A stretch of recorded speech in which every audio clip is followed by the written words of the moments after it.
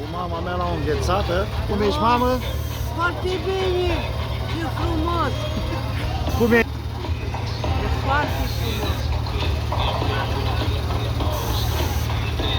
Haide, mă!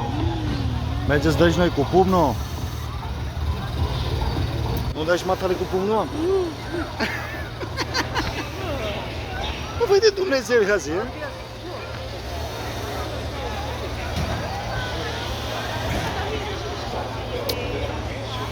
Uite, bă, băieți cu pumnul aici, cu tot ce trebuie.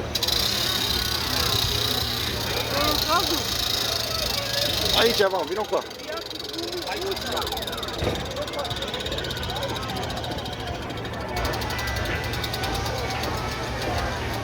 Și dă-i!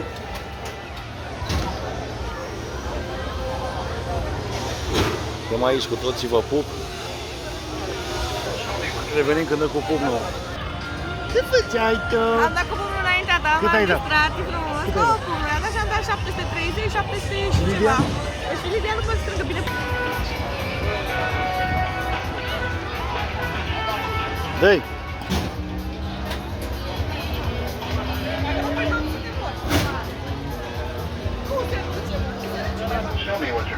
Mai puneți o dată, ha?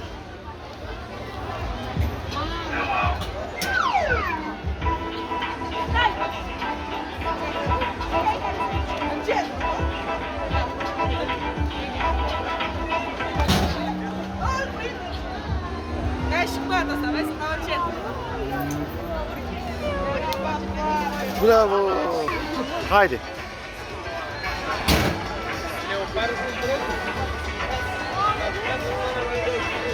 Ok.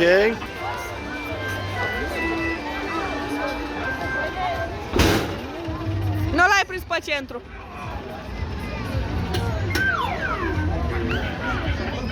Binișor! Runda 2. Stai că nu se mai aprinde asta deloc. Stai, dă-te o leacă.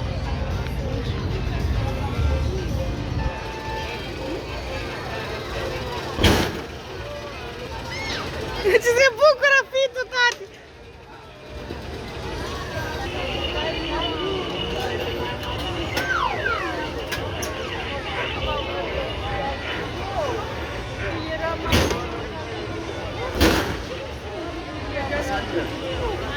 Ai prins aer, l-am.